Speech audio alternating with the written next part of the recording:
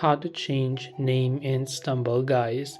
Hey everyone, welcome to our channel. In this video we're going to learn how we can change name in Stumble, guys. So without further ado, let's get started. In order to change your name in Stumble, guys, after you launch Stumble Guys game on your phone, then what you have to do is from the top left hand side you can see your profile. You have to simply tap on your profile icon right here. And when you do that, you will find our current username, and this is our current name or username right here. In order to change it, you have to simply tap on this pencil like icon, which is the edit icon on the right hand side of that name. So make sure to simply select that, and here it is saying your name is displayed to other players, and basically you want to type in the new name that you want to use right here.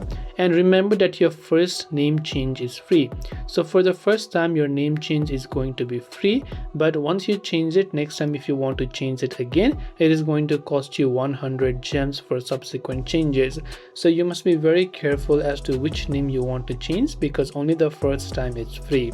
So basically once you enter the name, click on this free option and your name will be successfully changed.